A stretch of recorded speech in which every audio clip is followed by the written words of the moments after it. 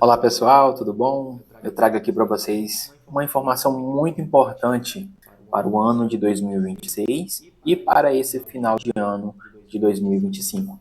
Né? Nós temos aí visto nas redes sociais, né, muitas mensagens sobre essa nova tributação, sobre a distribuição de lucro, né, sobre as altas rendas.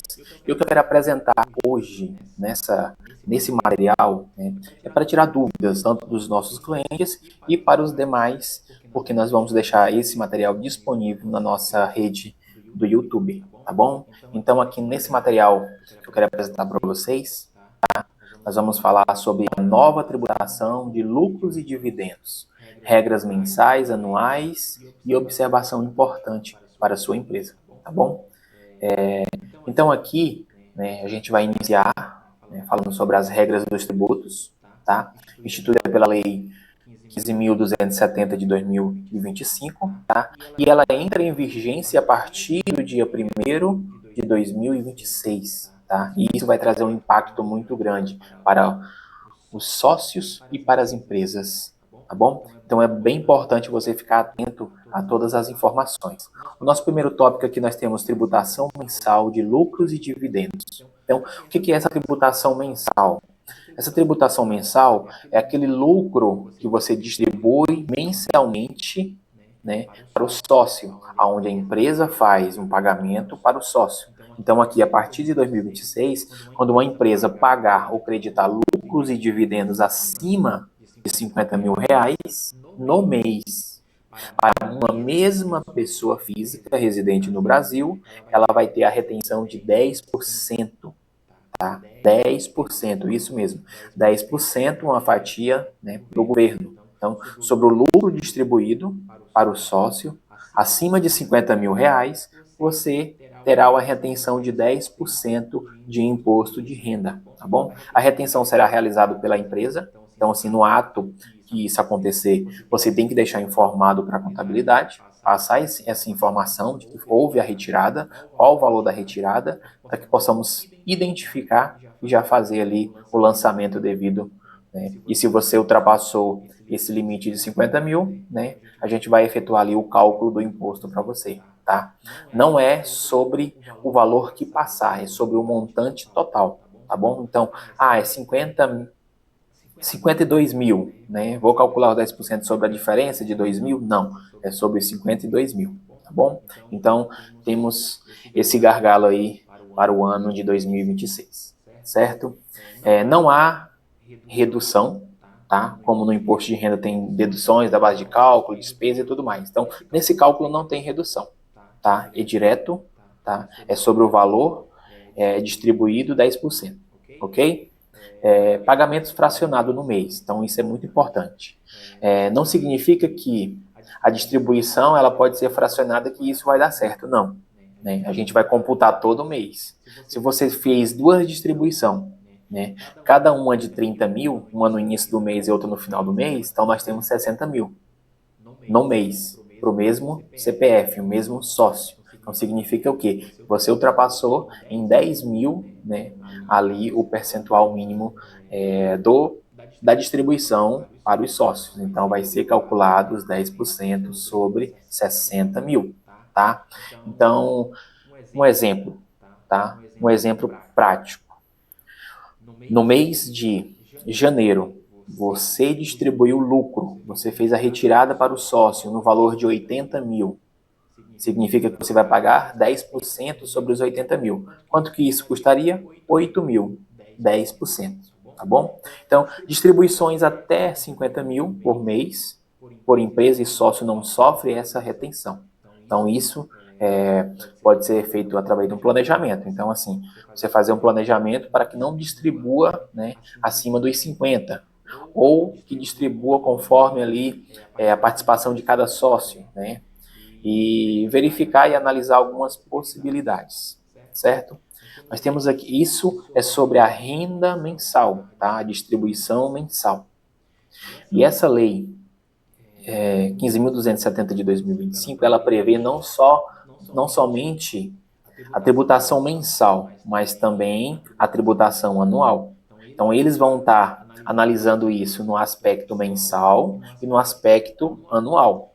Então, dentro da tributação anual, porque a tributação anual ela já não é feita dentro da empresa, ela já é feita diretamente na declaração do imposto de renda, certo?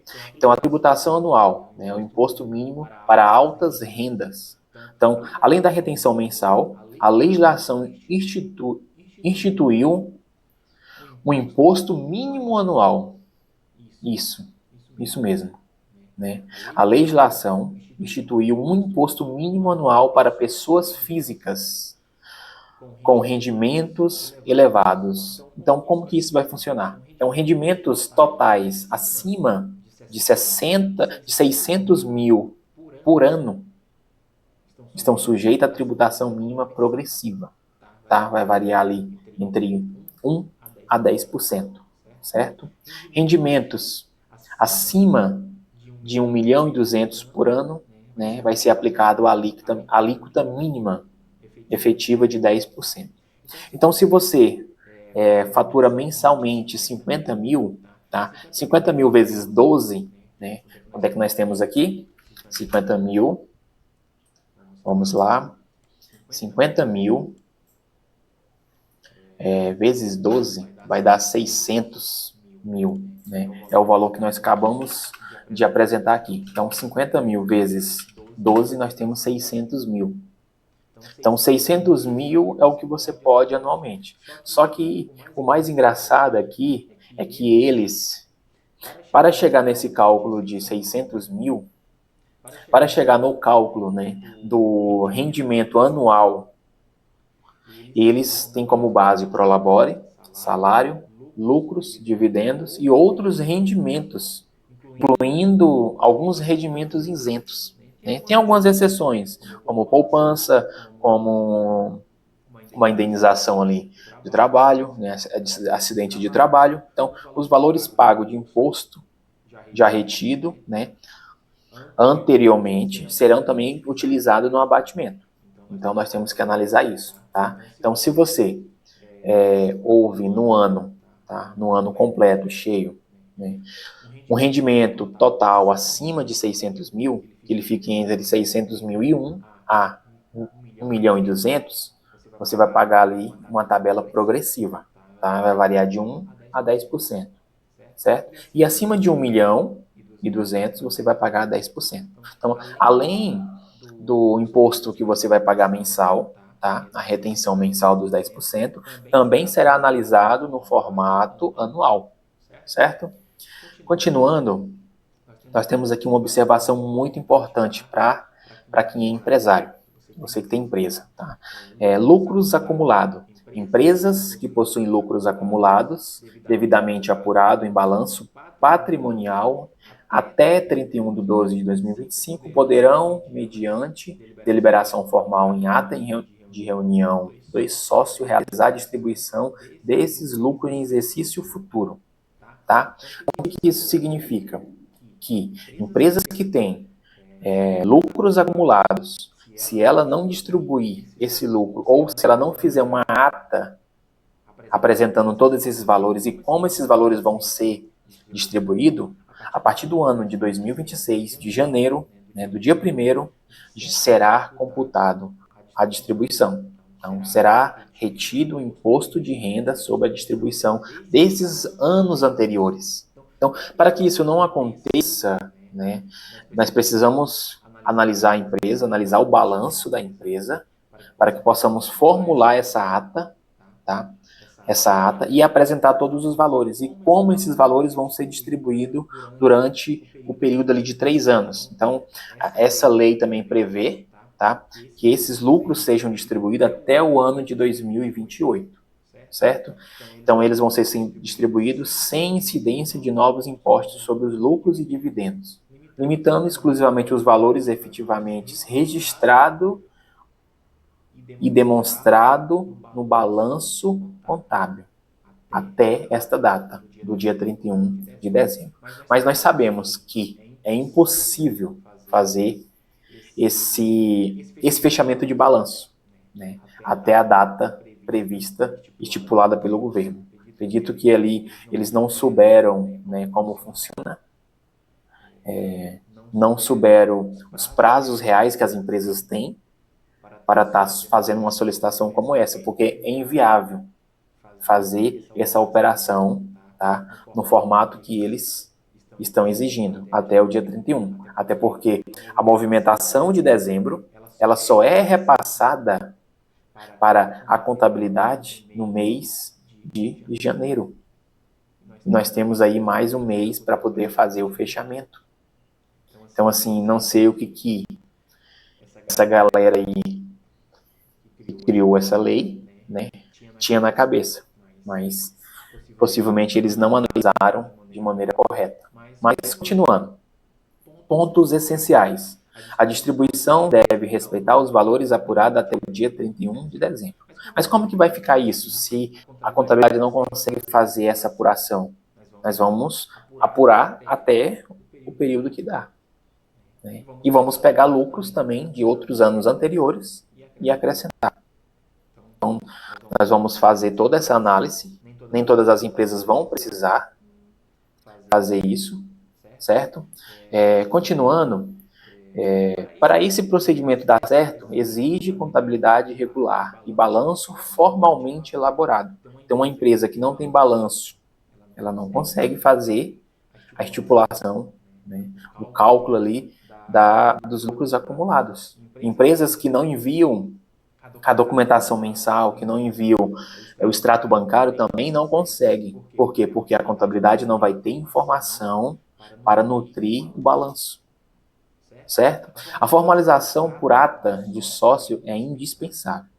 Então, se você tem lucro acumulado, é indispensável que você não faça a ata de reunião entre os sócios, certo?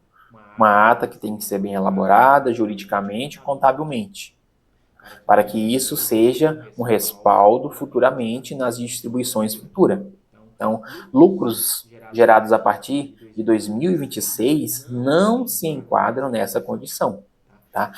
Essa ata é somente para lucros até a data do dia 31 de dezembro, tá, de 2025. Então, ela não terá utilidade para lucros apurados a partir de janeiro de 2026, certo? Continuando aqui, recomendações da Smart Contabilidade, né? Diante das mudanças que veio ocorrendo e está ocorrendo ainda, né? Acreditamos que poderá ter mudanças ainda até o final deste ano. As recomendações revisão da política de distribuição de lucro. Será que é viável você continuar fazendo a distribuição de lucro mensalmente, ali acima de 50 mil?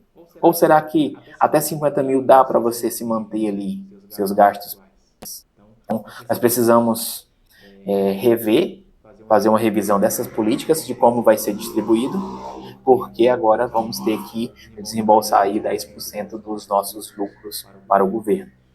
Precisamos fazer uma análise, né? Analisar os lucros acumulados até o 31/12, né? Como nós sabemos, meio que impossível, mas nós vamos nos desdobrar para estar fazendo esse procedimento.